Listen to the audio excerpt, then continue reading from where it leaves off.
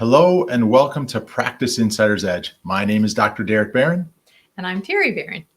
Nice to have you back here again for our video series that we continue week after week. And we hope we give you some educational aspects. We hope to inspire you, especially since we're ending, if you want to call 2020 a year, whatever you want to call it from. But we are really excited to help you plan for a brand new year. And that year is 2021, where we're going to do better. You're going to do better. And let's hope as a collective, we will all do better. So we've actually had some questions from some clients that we worked with, and just out of curiosity, some questions that we've had posted in towards us with messages about goal setting moving into 2021. So some questions and comments, we kind of want to address those. So we've got a couple that we'll start with here. Right. So there's two big questions that we seem to hear that are asked of us. And that's one, how big do I need to plan my goal or goals for 2021? And then the follow-up question is, how far out do I need to plan into 2021 or the following year, regardless of whatever year you might be watching the video? And so what we like to coach to is, the first question is, how big do I need to plan? And we have an acronym that we use, and it is called a BHAG. So BHAG, which stands for a big, hairy, audacious goal. We didn't come up with that. Actually, two individuals that we work with for mentors have done that. So what's your one BHAG for the year? From a practice perspective, is it a financial component? Is it a patient component? It is a build your second practice component. Maybe from a personal level, do you feel as though 2020 has been tough on your belly, your waistline? Are you looking to maybe lose some weight? Or a better way of that is hitting your ideal target weight. Maybe you want to build some relationships back up with family members, whatever those may be. You know, what is your big, hairy, audacious goal that you are going to go after this year? And that should always be something that you plan in your goal setting, is to have at least one BHAG. Now, obviously, you're going to have lots of different goals, and perhaps you do set your personal goals separate from your professional or business private practice goals. Maybe you combine them. Totally up to you. We coach all of those different scenarios, but we always coach to the fact that we do want you to have at least that one big, hairy, audacious goal. Now, the next question is, how far out do I need to plan? And in our family, I will divert to the planner. I do love planning. I do love organization. And when we coach to this question, we always let our clients know that you need to plan for 1 year. And some fiscal years for businesses are different. Traditionally, you think of January 1st to December 31st of a year. So you want to plan for that entire year. However, you might have different fiscal years. Some of them run July 1 to June 30. So whatever works, but 12 months. We coach to having our clients look ahead, set that one BHAG goal, that one big, hairy, audacious goal within those 12 months. But we want to take the time to sit down and really plan out 12 months worth of goals. Yeah. Now, we know from 2020 that, boom, Q1, something major could happen. So even though we're planning out a year in advance, so December up into December of 2020 to December of 2021, excuse me. And the truth is, we should mention this before, when we work with our clients and even ourselves, we're setting our own goals in the month of October. So we're starting early. We hope that you will do that too for yourself. So for you that haven't done that yet, this is really what this is about, is making sure you're prepared. So again, the goals need to be broken down in the year, because something can happen along the way. And those goals are stepped backwards, if you wish, from 90 days down to 30 days. And then some, are broken down into the weekly components. Right. So when we coach to the goal setting, we want to make sure that our clients have a little flex. Yes, you need the 12-month goal that far set out. However, at 90 days or a quarter, or however you want to break it down, you do want to reevaluate. Sometimes you've achieved some of your goals in advance, which is always awesome. So then you can readjust the goals that you have for the remaining, we'll say 9 months of the year, if you met some of those goals in your first 90 days. However, more often than not, we come up with that 90-day benchmark and we reflect and we realize that we didn't meet those first 90-day goals. So we want to course correct a little bit and have a little bit of flexibility so that we can readjust the goals that we've set for the next 90 and throughout the next 90 days through the end of the year or 9 months. So we definitely want to have 90-day chunks, right? So we start with 12 months. We want to break it down into quarterly chunks, break it down even from there into 30-day chunks. And from there, you actually need some very specific steps, because even 30-day goals can feel a little overwhelming or too vague. And so we definitely coach to the fact that you need to have a few specific steps, even for those 90-day goals, some benchmarks that you know that you can take on a daily and a weekly basis so that you can achieve those goals. Yeah. One thing about that in the goals, whether it's the year, the 90-day, 30-day, or weekly goals, you got to be kind to yourself. We would love it if we personally hit every single one of our goals on the date we set, but we don't.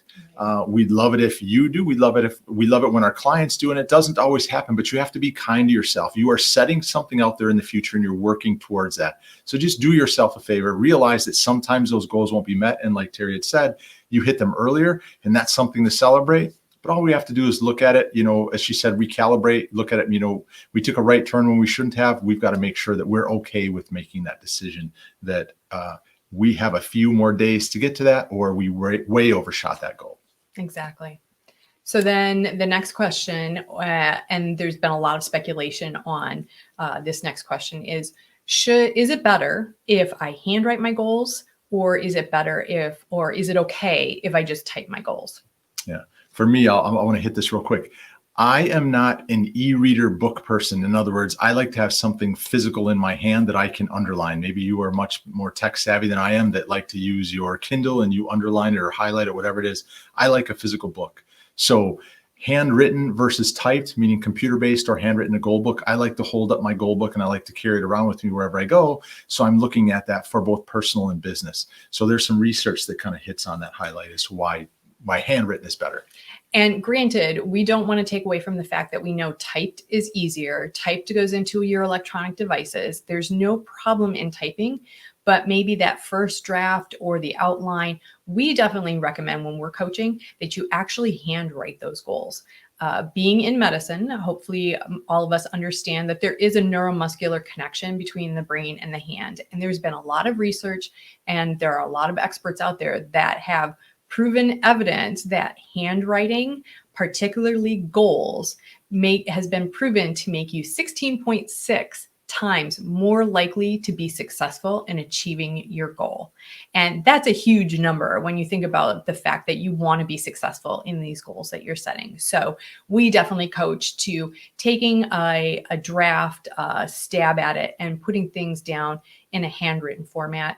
Of course, I know it may seem redundant to then type it. However, if you remember from our learning processes back in school, doing it twice is also going to set it a little bit better. So just keep that in mind, that taking pen to paper really does show that is going to lead to more success with achieving your goals. All right. Another question that we got is, what about reviewing the goals? How often, or, when should you do it? What do you think? Well, some people set their goals and then they just feel like they should celebrate because they've got their goals set for a year. And just having done it means they're going to come true, especially if they hand wrote them. We do have to remind our clients that you really should schedule time to review what your goals are. And our suggestion has always been weekly. Weekly is a great opportunity for you to review your goals. Now, that you may not be reviewing your whole set of yearly goals. You may only be reviewing your weekly, monthly, or quarterly goals. But taking a little bit of time that's on your schedule to do it once a week is great. And of course, everybody's different. However, it seems in our profession that Sunday afternoon or Sunday evening is a common time where we kind of reset, prep for a week that runs Monday through Friday typically. And so Sunday tends to be a great time to schedule a little bit of quality time for yourself so that you can actually sit back, look at the goals you've achieved, as well as look at what's in store for the next week, the next month, the next quarter. So we definitely coach too and recommend scheduling a little bit of time weekly to review your goals. And we do that ourselves as well. Something just not quite on the goal setting, but on when you're setting up your week, you should prep yourself for tomorrow tonight. In other words, plan your next day the evening before, so you wake up in the morning, you're ready to rock and roll. The simple thing is, the hardest part is if you're going to change your let's say New Year's resolutions to start running January 1. The easiest way you can do that is put the shoes next to your bed. So, when you first put your feet on the ground, you slide them into your shoes. So that's a whole nother concept as far as New Year's resolutions go. But that's just something to consider, is that make sure you plan tomorrow tonight. The best way you can. And then finally, one of the last points as we kind of land this plane here, there are numerous types of resources that are out there to help. Again, some people like digital. We personally like written, playbooks, if you wish, to get us going ahead. And what are your thoughts on that as well? Well, it can be overwhelming, so don't let yourself get overwhelmed. There are a lot of planners out there. There are goal sheets. We actually use a combination of those things. When we work with our clients and we coach with them, we actually offer a whole plethora of resources that they can choose from based on their style and what works best for them. So we have lots of resources available, and there are a lot of things out there. So don't get overwhelmed, and recognize that you kind of have to know what your personality is and what works best for you to go through those resources. We also make sure that we spend time with our clients doing some one-on-one coaching during this whole planning process. So it isn't just writing something down by yourself, but also having someone to bounce that off of. And as Derek said earlier in this video, we actually start working with our clients on October 1 for setting their goals for the following year. So we recognize that you're going to get this video probably the first week of December. It's a little bit late, but this does tend to be a time of year where people are starting to take a few moments to reflect on, I should be planning for next year. So keep in mind, if you're planning for 2022, when that time comes, really should be October 1, around that, the start of the last quarter of the year, that you want to be doing that. And that's how we coach and suggest for our clients. But as of right now, it's not too late. It's never too late. So there are lots of resources. And so I'll let Derek kind of land the plane officially here.